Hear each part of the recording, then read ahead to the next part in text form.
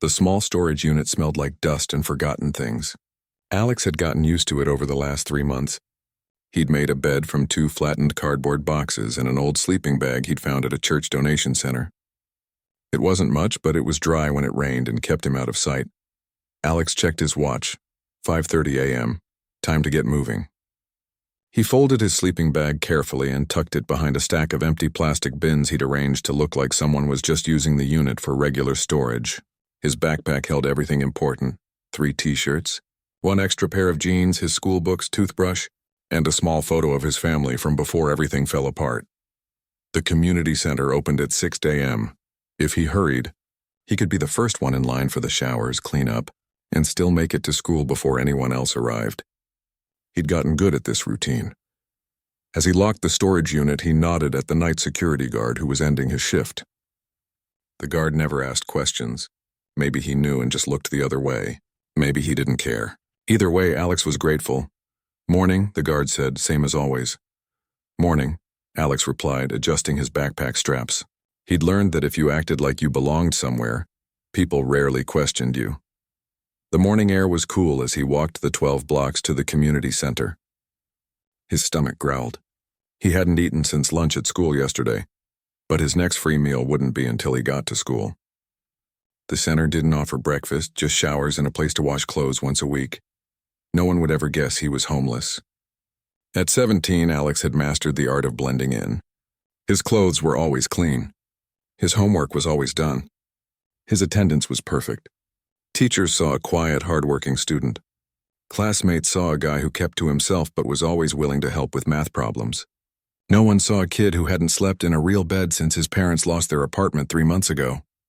"Morning, Alex," called Mr. Patel, who opened the community center each day. "You're early as usual." "Got a big test today," Alex said, which wasn't a lie.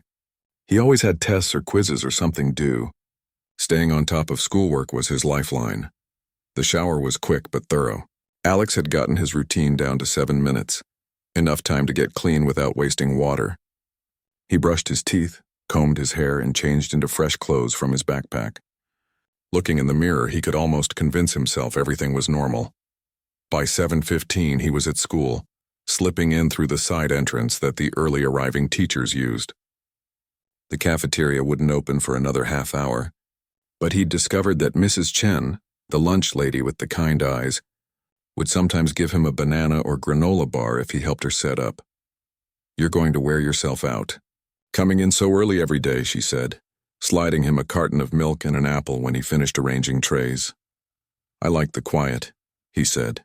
It wasn't a complete lie. He did like the peace of the empty school. What he didn't say was that sometimes he napped in the library corner before other students arrived. The school day passed like any other.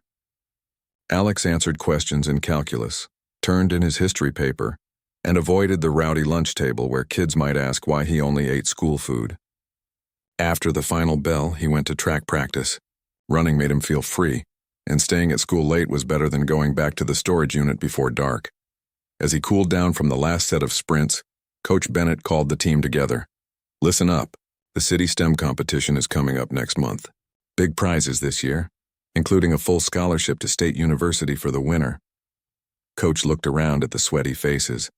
"Most of you probably don't care, but for any of you math wizards, applications are due Friday."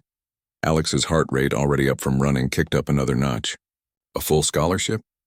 That could be his way out. His grades were excellent despite everything, and math had always come easily to him. Before his dad lost his job and his mom got sick, before everything fell apart, his teachers had talked about him having a future in engineering or science. After practice, he went straight to the library and looked up details about the competition. It would test advanced math, engineering concepts, and problem-solving skills. Past winners had gone on to MIT, Stanford, and other top schools. The application required a teacher recommendation and a small entry fee of $20. The recommendation would be easy. His calculus teacher, Ms. Walker, had been hinting he should take the advanced placement exam. But $20 might as well have been $1,000. Alex had exactly $7.38 to his name. That night, as he settled into his makeshift bed in the storage unit, Alex couldn't sleep. Opportunity and obstacle both so close. He pulled out his phone. An old model that still worked on Wi-Fi, though he had no service plan. The storage facility's Wi-Fi signal was weak but usable if he sat in the corner closest to the office. He looked up past competition problems and began working through them. Even without formal training in some areas, he found he could reason his way through most questions. His situation had made him a master of finding creative solutions with limited resources. The next day, he approached Ms. Walker after class. "I want to enter the STEM competition," he said simply. Her face lit up. "I was hoping you would. You're the strongest math student I've had in years." She pulled out a recommendation form and began filling it out on the spot. "The entry fee is just $20. Do you need the payment form?" Alex hesitated. "Actually, I was wondering if there's any way to get the fee waived. Or if there's something I could do, like help grade papers or clean the lab." Ms. Walker looked up, her expression softening. "There's a hardship waiver. I can submit it with your application." She didn't ask why he needed it, and for that he was grateful. With the application submitted, Alex threw himself into preparation. He studied during lunch after track practice and late into the night by the light of his phone. The storage facility manager rarely checked the units after hours, but Alex had to be careful not to draw attention. 2 weeks before the competition, disaster struck. Alex returned from school to find the facility manager waiting near his unit. "I've been watching the security footage," the manager said, arms crossed. "This isn't a residence. You've got 48 hours to clear out before I call the police." Alex's world collapsed. He'd been careful, so careful, but not careful enough. "I understand," he said, his voice steady even as panic rose in his chest. "I'll be gone tomorrow." That night he sat among his few possessions and weighed his options. He could try to find another storage facility, but he had almost no money left. The shelters were full and often dangerous. He could reach out to a school counselor, but that might mean foster care or a group home, possibly in another district. He'd lose his shot at the competition, at the scholarship, at a way out. As dawn broke, Alex made his decision. He would find a way to stay at school, hidden in plain sight. The maintenance entrance to the old boiler room had a broken lock. The space was warm, rarely visited, and had a utility sink. It was risky, but so was everything in his life now. He packed his backpack with everything important and left the rest. As he handed the key back to the facility manager, the man's face softened slightly. "Look, kid, I don't know your story, but there are youth services that can help. Here." He scribbled a number on a scrap of paper. "My cousin works there. Tell her Ray sent you." Alex took the paper, thanked him, and walked away. He didn't say he'd already tried most services, that the waiting lists were months long, that sometimes falling through the cracks was quieter than asking for help that wouldn't come. That afternoon, after everyone had left school, Alex slipped into the boiler room. It was hot and dusty, but there was a corner behind some old equipment where he could make a space for himself. Better than the streets, better than giving up. As he arranged his sleeping bag on the concrete floor, Alex thought about the competition. Just 1 month away, 1 month to hold on, 1 month to do the impossible. The school boiler room became Alex's new home. Each morning he woke before 5 a.m., packed his sleeping bag, and hid his few belongings behind a rusty maintenance cabinet. The room was hot and noisy when the heating system kicked on, but it was safe, and that's all that mattered now. His routine shifted to fit this new reality. He'd slip out through the maintenance door before the first custodian arrived at 5:30, spend an hour at the park to avoid suspicion, then return when other early students began showing up. No one questioned his early arrivals anymore. They just assumed he was dedicated to his studies, and he was dedicated, more than ever. The STEM competition was just 3 weeks away, and Alex spent every spare minute preparing. During lunch, he'd eat quickly, and then head to the library to work through practice problems. After track practice, he'd shower longer than necessary, partly to enjoy the hot water he no longer had regular access to, and partly because it gave him a reason to stay at school even later.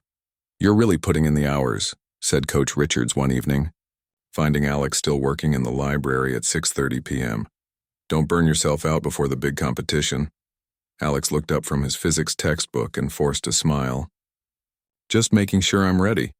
"Well, the whole math department is talking about you. Ms. Walker thinks you've got a real shot at winning this thing." "A real shot? The words echoed in Alex's head long after Coach Richards had left. A real shot at a full scholarship. A real shot at a future beyond survival. The days fell into a pattern. School, study, hide, repeat. Alex became even more careful about his appearance. He hand-washed his clothes in the gym bathroom sink when no one was around and dried them overnight in the boiler room. He used the school's lost and found box to supplement his wardrobe, taking only items that had been unclaimed for months: a plain black sweatshirt, a pair of gym shorts, small things no one would miss. His calculus teacher, Ms. Walker, noticed his dedication but misread the signs of his situation. "You're looking tired," she said after class one day, as Alex worked through an extra set of problems she'd given him. "Are you getting enough sleep? The competition is important, but not at the expense of your health." "I'm fine," Alex said, the lie coming easily after so much practice. "Just staying up late studying sometimes." Ms. Walker nodded, but her eyes held concern. "You know, there's such a thing as over-preparing. Why don't you take a break this weekend?" Alex nodded, though they both knew he wouldn't. What Ms. Walker didn't understand was that studying wasn't just about winning anymore. It was escape. When he was solving complex equations or working through physics problems, he wasn't a homeless kid sleeping in a school boiler room. He was just a student with a future. 2 weeks before the competition, a new challenge emerged. Ms. Walker announced that all participants would need to wear formal attire. At minimum, a button-up shirt and tie, ideally a full suit. Alex's stomach dropped. He owned 3 t-shirts, 2 pairs of jeans, and a hoodie. His nicest outfit was his least worn jeans and a plain blue t-shirt without holes or stains. The thought of spending his last few dollars on clothes made him queasy, but showing up underdressed would immediately mark him as out of place. That afternoon, he walked 4 miles to the nearest thrift store, hoping to find something suitable. The cheapest dress shirt was $15. A tie was another $8. He had exactly $11.23 to his name. As he stood staring at the price tags, a voice behind him said, "Shopping for something special?" Alex turned to find Mr. Reyes, the school's drama teacher. He'd never had Mr. Reyes for class, but everyone knew him. He was loud and enthusiastic and always dressed like he was about to step onto a Broadway stage. "Just looking," Alex said, quickly stepping away from the formal wear section. "For the STEM competition, right? Ms. Walker mentioned you'd be representing our school." Mr. Reyes eyed him thoughtfully. "What size are you?" Before Alex could answer, Mr. Reyes continued, "We just finished the spring play last weekend. We have a whole rack of costumes that need to be cleaned and stored away. Some very nice suits from our production of 12 Angry Men. I could use a hand organizing everything tomorrow after school if you're interested. Might even find something you could borrow for the competition." The offer was so perfectly timed, so exactly what he needed, that Alex almost couldn't believe it was real. "I can help," he said quickly. "I don't have track practice tomorrow." The next day, Alex spent 2 hours helping Mr. Reyes sort and hang costumes. True to his word, the drama teacher pulled out 3 suits from the rack. "These are all about your size. Try them on, see which fits best." The first was too big, the second too flashy for a serious academic competition. The third, a simple navy suit with minimal wear, fit like it was made for him. "Perfect," Mr. Reyes declared. "The school won't miss it for a few weeks. Just return it after the competition." "Thank you," Alex said, the words inadequate for what this meant to him. "I'll take good care of it." With the suit issue resolved, Alex threw himself back into preparation. His home in the boiler room became a study haven. He'd rigged a small LED camping light he'd found in the lost and found to hang from a pipe, creating enough light to read by without drawing attention from outside. He arranged his sleeping bag so he could sit up comfortably against the wall. Textbooks spread around him like a fortress of knowledge. One night, as he worked through a particularly difficult set of problems, the boiler made a strange clanking noise and stopped running. The sudden silence was jarring after weeks of constant background noise.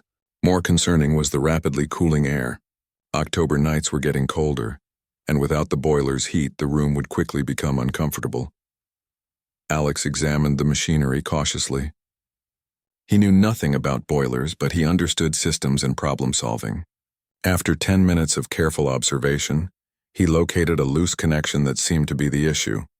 Another 5 minutes of gentle adjustment, and the boiler hummed back to life. The small victory felt enormous. One more problem solved. One more day secured. The following week, Ms. Walker announced a pre-competition meeting for all participants and their families. The knot in Alex's stomach tightened. He had no family to bring, and avoiding questions about their absence would be difficult. When the evening arrived, he showed up alone, prepared with a story about his parents working night shifts. But Ms. Walker was busy with other students and their proud families, and nobody thought to ask why the quiet, brilliant kid was standing by himself. As Alex observed the other competitors and their support systems, he felt the weight of his isolation more keenly than usual. A tall boy with expensive-looking glasses was showing his father a complex equation he'd derived. Twin girls in matching outfits were laughing with their mother about some private joke. A group of friends from another school arrived together, already wearing their school colors and team t-shirts. Everyone belonged somewhere. Everyone except him. The thought must have shown on his face because suddenly Ms. Walker was beside him, her voice gentle. Nervous about the competition, Alex shook his head. Not really. The math part doesn't scare me. That's because you're a natural. I've been teaching for 15 years and I've never seen anyone with your intuitive grasp of complex concepts. She paused, then added, I'm very proud of how far you've come, especially given everything. For a terrifying moment, Alex thought she knew. About the boiler room, about his homelessness, about everything he'd been hiding. But her next words reassured him. Most students with your background don't push themselves academically the way you do. First-generation college students often don't get enough support to reach their full potential, but you're proving that barriers can be overcome. She thought his parents hadn't gone to college. It was true, but so far from the whole truth that Alex almost laughed. Instead, he just nodded. Thanks for all your help with the competition prep, he said. You did the work, Ms. Walker replied. I just pointed you in the right direction. That night, back in his hidden corner of the boiler room, Alex took stock of his situation. He had a safe place to sleep. He had food from school meals. He had clean clothes and even a suit for the competition. Most importantly, he had knowledge. The one thing no one could take away from him. For the first time in months, he allowed himself to really consider the possibility of winning. What would it mean? A full scholarship. A dorm room, a real place to live. Meal plans. Stability. The thought was so overwhelming that he had to close his eyes against the sudden rush of emotion. Hope was dangerous when you had so much to lose, but he couldn't help himself. He wanted it so badly he could almost taste it. The week before the competition, Alex's precarious balancing act nearly collapsed. After track practice, he stayed late as usual, but Coach Richards needed to lock up earlier than normal. Sorry to rush you, but I've got a dentist appointment. You need to finish up now. Alex showered quickly, his mind racing. It was only 5:30, and the school would be locked up tight by 6 kyung. He couldn't return to the boiler room until after the overnight cleaning crew left at 9 p.m. 3 hours with nowhere to go, and rain was starting to fall outside. I can give you a ride home, Coach offered, noticing Alex's hesitation. No thanks, I'm good. My house is just a few blocks away, Alex lied.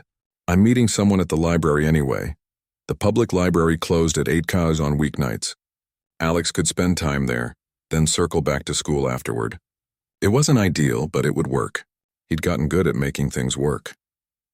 As he walked through the rain to the library, Alex's mind turned to the competition, now just 5 days away. He was as prepared as he could be academically. But doubts crept in during moments like this, when the reality of his situation pressed in from all sides. Would anyone see through his carefully maintained facade? Would he be able to focus on complex problems when he was constantly worried about being discovered? Would the other competitors, with their stable homes and supportive families, have an advantage he couldn't overcome? He pushed the thoughts away as he entered the library, found a quiet corner, and pulled out his notes. Doubt was a luxury he couldn't afford. He had one shot and he intended to take it. The rest of the world, with all its complications and unfairness, would just have to wait outside the exam hall. The morning before the competition dawned clear and crisp. Alex woke in the boiler room to the familiar rumble of the heating system. For a moment he lay still in his sleeping bag, listening to the school gradually coming to life above him. Early arriving teachers, custodians finishing their overnight shifts, the distant sound of the cafeteria staff beginning breakfast preparations. Today was critical. One more day of keeping his secret. One more day of preparation. Tomorrow would be the competition that could change everything. He packed up his makeshift bed with practiced efficiency and tucked his belongings into their hiding spot. As he straightened his t-shirt and ran fingers through his hair, a sharp blast from the school's alarm system cut through the morning quiet. Alex froze. Fire drills were always scheduled in advance, and teachers were informed. This was unexpected, and an unexpected fire alarm meant the sound of the boiler room door being pushed open confirmed his fears. Standard procedure during fire alarms: check all rooms, including maintenance areas. Hello? Anyone in here? A flashlight beam swept across the room. Alex stepped out from behind the equipment rack, hands slightly raised. Just me, he said, trying to sound casual. I was looking for the janitor. The beam settled on his face. Behind it stood Mr. Peterson, the head of security, and behind him the fire marshal in full uniform. What are you doing in the boiler room, son? The fire marshal asked, his expression a mix of concern and suspicion. Before Alex could form a believable lie, Mr. Peterson's flashlight beam drifted to the corner where Alex had been sleeping. The sleeping bag was packed away, but his backpack was visible, as was the small LED light still hanging from the pipe. Is that your stuff? Mr. Peterson asked, already knowing the answer. The game was up. 3 months of careful deception collapsed in an instant. Alex's shoulders sagged slightly, but he kept his voice steady. Yes, sir. 30 minutes later, Alex sat in the principal's office, staring at the floor while a room full of adults decided his fate. Principal Wright, the school counselor, Ms. Diaz, Mr. Peterson, and the fire marshal all spoke in low voices by the door.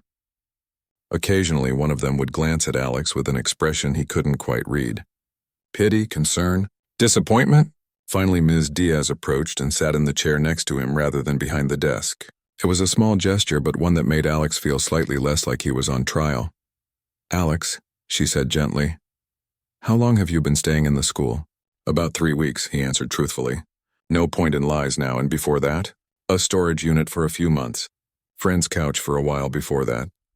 He kept his eyes on the floor. Since my dad lost his job and my mom got sick. They're staying with my aunt in Colorado now, trying to get back on their feet. There wasn't room for me, too. This last part wasn't entirely true. His parents had split up after the eviction, his father heading west looking for work, his mother moving in with a new boyfriend who made it clear Alex wasn't welcome. Neither had been in regular contact for months, but the simplified version was easier and less likely to trigger immediate calls to Child Protective Services. Ms. Diaz nodded, making notes. Why didn't you tell someone? We have resources, programs that could have helped. Alex finally looked up. I'm almost 18. Foster care would have meant changing schools right before my senior year. And most of the youth shelters are full, I checked. Plus they have curfews that would have meant quitting track team. He paused, then added quietly, I was handling it. By living in a boiler room? Principal Wright interjected, his tone sharp but not unkind. That's not handling it, that's dangerous. You could have been hurt or worse. I was careful, Alex said, and it was just until the STEM competition. If I win, there's a full scholarship. A place in the dorms. The adults exchanged glances and Alex's stomach tightened. I can still compete, right? It's tomorrow. There was a heavy pause before Ms. Diaz said, Let's focus on getting you safe housing first. The competition is secondary right now. No, it's not, Alex said, an edge of desperation in his voice. It's everything. I've been working toward this for months, please. The room fell silent. Finally, the fire marshal, who had been quiet until now, spoke up. The boy clearly has grit, he said, and from what I understand, he's some kind of math genius? Principal Wright nodded. Top of his class. My brother-in-law runs the Riverside Motel, the fire marshal continued. Clean place, good security. I could make a call, see about a room for a few nights while more permanent arrangements are made. A flurry of discussion followed. Calls were made. Forms were filled out. Emergency student assistance funds were allocated. By lunchtime, Alex had been issued a prepaid card with enough money for food for the weekend, a voucher for the Riverside Motel, and an appointment with social services for Monday morning. You understand this is temporary, Principal Wright said as they wrapped up. On Monday, we'll need to contact your parents and begin formal procedures. Alex nodded, relief and anxiety battling within him. But I can still compete tomorrow? Ms. Walker, who had been called to the office and briefed on the situation, put a hand on his shoulder. Yes, and I'll drive you to the competition center myself. That afternoon, Alex found himself in a strange limbo. He was excused from classes for the day and instructed to get settled at the motel. Ms. Walker drove him there herself, stopping at a convenience store so he could buy toothpaste and a few other necessities. The motel room was small and plain, but to Alex it was luxurious. A real bed with clean sheets, a private bathroom with hot water that didn't shut off after 3 minutes, a desk with a lamp for studying. He sat on the edge of the bed, suddenly overwhelmed by the events of the day and the comfort of these simple amenities he'd been without for so long. "I'll pick you up at 7:30 tomorrow morning," Ms. Walker said as she prepared to leave. "The competition starts at 9 p.m., but I want us to have plenty of time." Alex nodded, still trying to process everything. "Thank you," he said, the words inadequate for what he was feeling. Ms. Walker paused at the door. "You know, when I first started teaching, I had a student who reminded me of you. Brilliant, hardworking, and carrying burdens no teenager should have to carry." Her voice softened. "I didn't see what was happening with him until it was too late. I promised myself I'd pay better attention after that." Alex met her gaze. "You've helped me more than you know."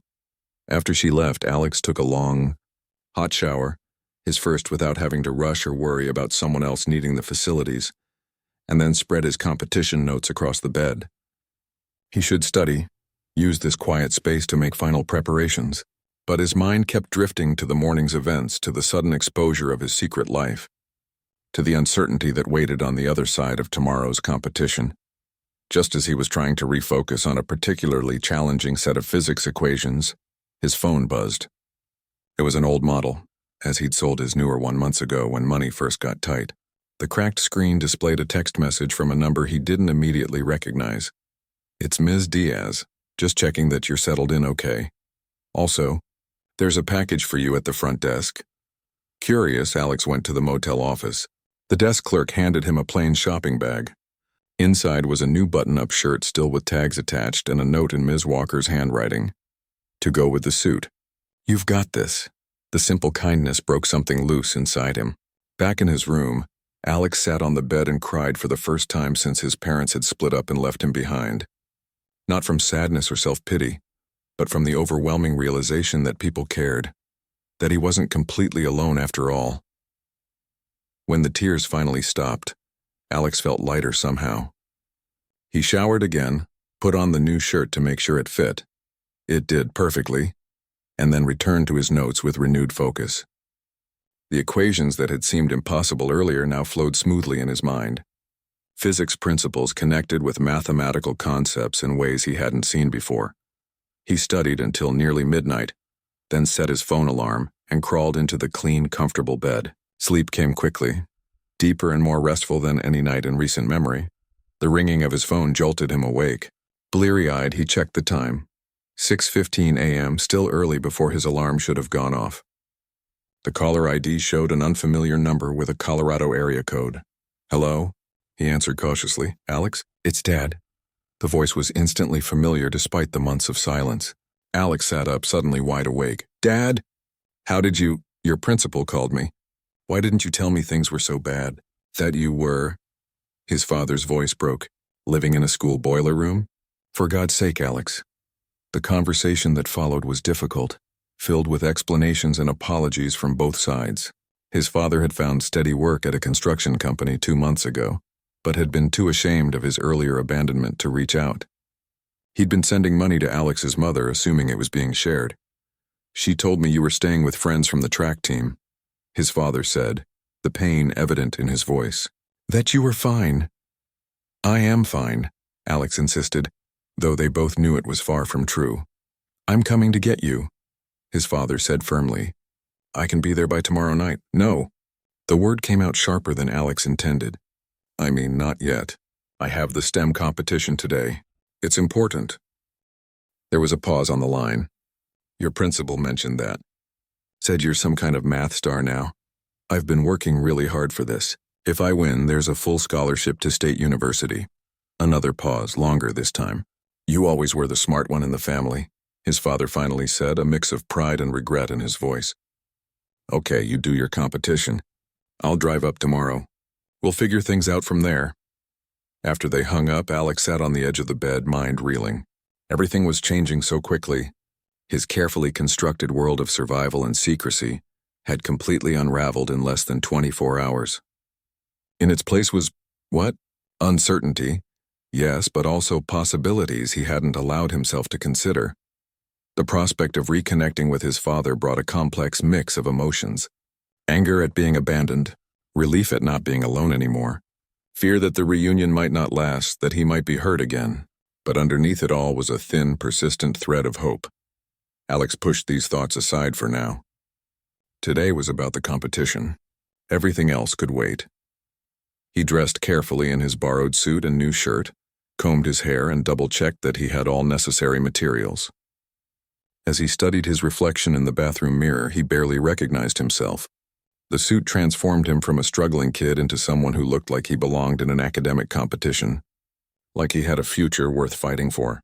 At precisely 7:30, Ms. Walker's car pulled up outside his room. She smiled approvingly at his appearance as he slid into the passenger seat. "You look like a champion," she said, pulling away from the motel. "How are you feeling?" "Ready," Alex replied, and was surprised to find it was true. Despite everything, the upheaval of yesterday, the emotional call with his father this morning, the uncertainty of what came next, the familiar territory of mathematics provided solid ground beneath his feet. They rode mostly in silence, Alex reviewing mental notes while Ms. Walker navigated morning traffic. As they approached the gleaming glass building that housed the competition, Alex felt a flutter of nerves for the first time. The parking lot was already filling with cars much nicer than Ms. Walker's aging sedan. Students in crisp formal attire walked in groups toward the entrance, many accompanied by parents or teachers. "Imposing, isn't it?" Ms. Walker said, noting his expression. "But remember, buildings don't solve equations, people do, and you're as prepared as anyone walking through those doors." Alex nodded, grateful for her steadying presence. "One more thing," she said as they parked.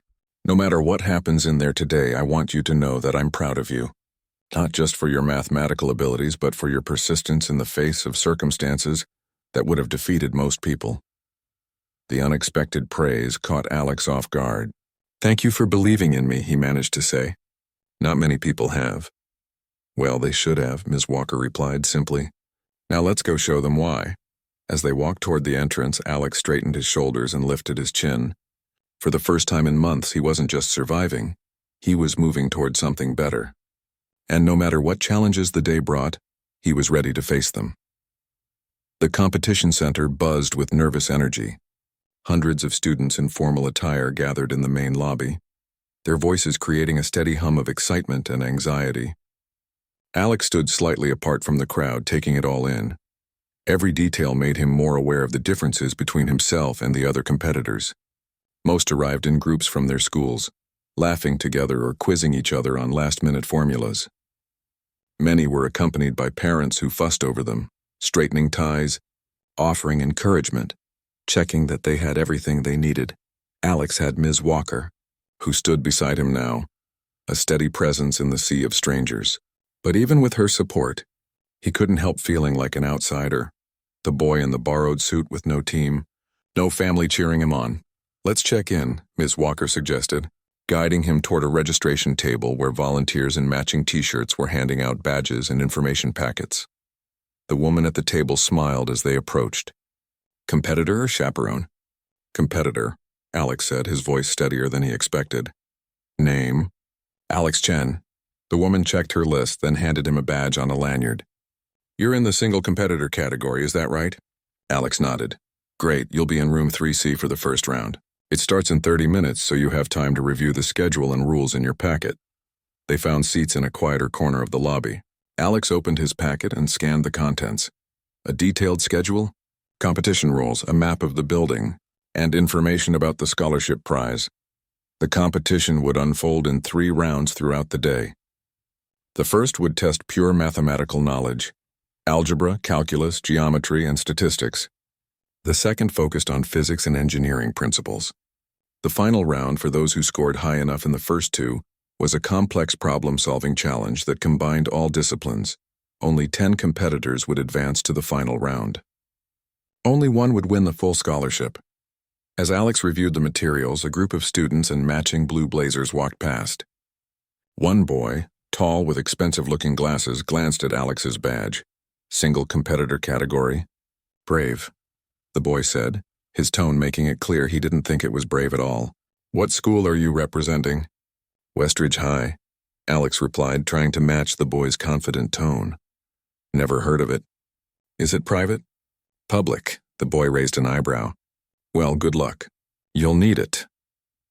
Before Alex could respond, the boy had rejoined his group, all of them now huddled together, comparing notes and strategies. Don't let him get in your head, Ms. Walker said quietly. That's Thomas Reed. His father donates heavily to the science department at Central Prep. He's used to things coming easily. Alex nodded, but the brief interaction had shaken his confidence more than he wanted to admit. These students came from schools with advanced programs, private tutors, and unlimited resources. What chance did he really have? Ms. Walker seemed to read his thoughts. Listen to me. All that matters in there is what you know and how you think. Not where you come from or who your parents are. A chime sounded, indicating it was time for competitors to move to their assigned rooms. Ms. Walker gave Alex's shoulder a quick squeeze. I'll be waiting right here when you finish. You've got this. Room 3C was arranged like a testing center, with individual desks spaced evenly apart. Alex found his assigned seat and set out his pencils and calculator, a basic scientific model, not the advanced graphing calculators many other students had brought. Another small disadvantage, but he'd practiced doing complex calculations by hand. He could manage. The proctor, a stern-looking woman in a gray suit, waited until all 30 students in the room were seated before explaining the rules. No talking, no sharing of materials, no electronic devices other than approved calculators. Anyone caught cheating would be immediately disqualified. You have 90 minutes to complete the exam, she said, distributing thick packets face down on each desk. You may begin when I give the signal. Alex took a deep breath, trying to calm his racing heart. Begin. He flipped over the packet and scanned the first page. 20 multiple-choice questions on algebra and functions. He knew this material cold. Moving methodically, he worked through the problems, double-checking his answers before marking them on the separate answer sheet. The multiple-choice section gave way to more complex problems requiring written work and detailed solutions. Calculus integrals, three-dimensional geometry, probability distributions. With each problem, Alex's confidence grew. The familiar language of mathematics steadied him, pushed away thoughts of borrowed suits and boiler rooms and uncertain futures. Halfway through the exam, he glanced up to check the time and noticed several students looking frustrated or confused. A girl 2 seats ahead was tapping her pencil rapidly against her desk, staring at a problem she couldn't solve. The boy with the expensive glasses from earlier was frowning at his paper, erasing furiously. Alex returned to his work with renewed focus. The final section contained 5 problems that combined multiple mathematical disciplines. These were the most challenging, designed to separate the truly exceptional from the merely excellent. The last problem in particular made him pause. It involved a complex system that could be approached through either multivariable calculus or linear algebra. Most students would likely use calculus, the more obvious choice. But Alex saw a more elegant solution through matrix operations, a shortcut that would save time and reduce the chance of computational errors. He worked through it carefully, showing each step of his thought process. As he wrote the final answer, he felt a small surge of satisfaction. The solution was clean, efficient, and he was certain correct. 10 minutes remaining, the proctor announced. Alex reviewed his work, making small corrections where needed. When the final bell rang, he felt cautiously optimistic. He had answered every question and was confident in most of his solutions. As he handed in his exam, the proctor gave no indication of its quality. Her face remained impassive as she collected papers from each student. Alex left the room feeling drained but quietly pleased with his performance. Ms. Walker was waiting in the lobby as promised. How did it go? Good, I think, Alex said. The math portion felt solid. Excellent. There's an hour break before the next round. Are you hungry? He was suddenly aware that nervousness had prevented him from eating much breakfast. They found the cafeteria, where lunch was provided for all competitors. Alex filled his plate from the buffet, grateful for the hot meal. As they ate, Ms. Walker distracted him with stories about her college days, when she had competed in debate tournaments. "I threw up before every single round," she admitted. Nerves hit everyone differently. The second round began promptly at 1 p.m. This time the focus was on physics and engineering principles. Alex knew this material less thoroughly than pure mathematics, but he had studied diligently, spending extra hours in the school library with physics textbooks when his own classes hadn't covered certain topics. The problems were as challenging as he had expected. Design an electrical circuit to meet specific requirements, calculate the forces acting on a complex mechanical system, determine the efficiency of an engine given particular constraints. 1. Question asked competitors to design a water filtration system with minimal materials, a problem that would have seemed abstract to most students. But Alex, who had experience making the most of limited resources, found himself drawing on practical knowledge. His design was simple but functional, focusing on efficiency rather than complexity. When he finished, Alex was less confident than after the first round, but still hopeful. He had answered every question, though some solutions felt less certain than others. The break between the second and third rounds was longer, 2 hours while the judges evaluated the first 2 rounds and determined which 10 students would advance to the finals. Alex found a quiet corner of the lobby and closed his eyes, suddenly exhausted from the mental exertion and emotional roller coaster of the past 2 days. Ms. Walker sat nearby, grading papers to give him space to rest. The lobby gradually filled with parents and teachers arriving to see the final round and awards ceremony. The noise level rose as competitors discussed the earlier rounds, comparing answers and debating solutions. "Attention, please." A voice over the PA system cut through the chatter. "The list of finalists for the third round will now be posted near the main entrance." A rush of students headed toward the entrance. Alex hung back, suddenly afraid to look. What if he hadn't made it? What if his disadvantages, the basic calculator, the public school education, the months of housing instability, had been too much to overcome? "Do you want me to check?" Ms. Walker offered. Alex shook his head. "No, I'll go." He needed to face this himself, whatever the outcome. He approached the growing crowd around the posted list. Some students were already walking away, disappointment clear on their faces. Others were being congratulated by friends and family. Alex took a deep breath and scanned the alphabetical list. Anderson, Emily Chen, Alex Fernandez, David. His name was there. He had made the finals. The relief was so intense that for a moment he felt lightheaded. He pushed through the crowd back to where Ms. Walker waited, her expression questioning. "I made it," he said simply. Her face lit up. "I knew you would." The 10 finalists were directed to a different room for the third and final round. This one was set up differently, a large circular table with 10 seats, each with a computer. The walls were glass, allowing observers to watch without disturbing the competitors. Alex took his assigned seat, nodding politely to the others. He recognized some from earlier interactions. The boy with expensive glasses, Thomas, had made it, as had a girl from the team in blue blazers. The other 7 finalists were unfamiliar, though all had the same mix of nervousness and determination on their faces. A judge, a distinguished-looking woman with silver hair, explained the final challenge. "This round tests your ability to apply knowledge to a real-world problem," she said. "You will be presented with a complex scenario requiring both mathematical analysis and engineering design. You have 2 hours to develop and present a solution. You may use the provided computers for research and calculations, but the final solution must be your own original work." She distributed sealed envelopes to each finalist. "Inside is this year's challenge. You may open your envelopes when I give the signal." "Good luck to all of you." Alex positioned his envelope in front of him, heart pounding. Through the glass walls, he could see Ms. Walker giving him an encouraging thumbs up. Beyond her, the room was packed with observers, teachers, parents, representatives from State University, even some local news reporters. "Begin." Alex opened his envelope and removed a single sheet of paper. The challenge was printed at the top. Design a sustainable water management system for an urban community facing severe drought conditions. Your solution must address conservation, recycling, and equitable distribution with minimal infrastructure changes.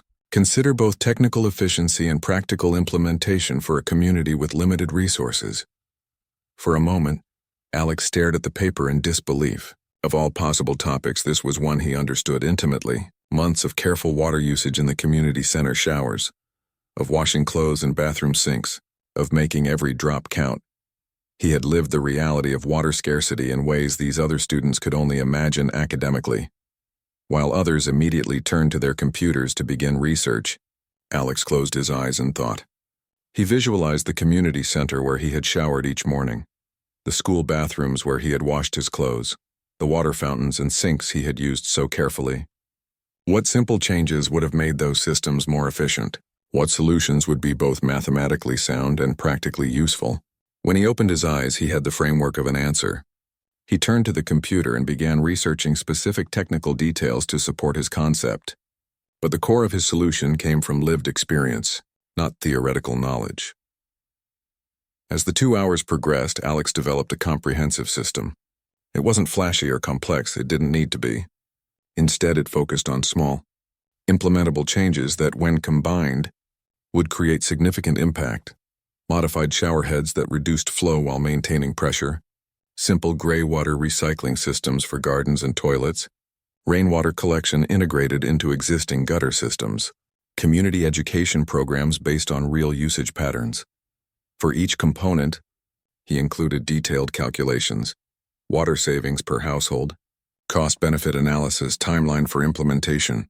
He connected these practical solutions to the mathematical principles behind them, showing how fluid dynamic statistical modeling of usage patterns and optimization theory informed his decisions. As the final minutes ticked down, Alex reviewed his work. It wasn't the most technically sophisticated solution. Others had likely designed more complex systems with advanced technologies. But his solution was realistic, affordable, and based on a genuine understanding of the problem. It would work because it had to work, just as he had made things work when there were no other options. "Time," called the judge. "Please save your final submissions." One by one, each finalist presented their solution to the judges. Alex listened carefully to the others, noting the differences in approach. Thomas's solution relied heavily on expensive technological interventions, smart meters, automated systems, AI-driven usage prediction. Another student focused on policy changes and water pricing structures. A girl from a science magnet school presented an innovative filtration system for extreme recycling. When it was Alex's turn, he spoke clearly and directly, without the polished presentation style of some competitors but with quiet confidence in his solution. He explained the mathematical principles behind each component, but emphasized practical implementation and real-world constraints. Water conservation isn't just about technology, he concluded. It's about understanding how people actually use water and designing systems that work with human behavior, not against it. My solution doesn't require massive infrastructure changes or expensive technology. It works with what already exists and makes it better. When he finished, there was a moment of silence before one judge asked, "Your approach seems very practical. What influenced your thinking on this problem?" Alex hesitated. Should he tell the truth? Admit that his solution came from months of personal water conservation out of necessity, not academic interest? "I've had experience making limited resources stretch further," he said finally. "Sometimes the simplest solutions are the most effective because they're the most likely to be implemented and maintained." The judges nodded, making notes. Alex returned to his seat, unable to read their expressions or guess their thoughts. After all presentations were complete, the finalists were asked to wait outside while the judges deliberated. The anticipation was almost unbearable. Alex stood slightly apart from the other competitors who had formed small groups, discussing their solutions and predicting outcomes. Ms. Walker joined him. "Whatever happens next, you should be incredibly proud," she said. "Making it to the finals is an achievement few students ever reach." Alex nodded, grateful for her presence but too nervous for conversation. The scholarship wasn't just an academic achievement for him, it was a lifeline, a way out of uncertainty and instability. The stakes couldn't be higher.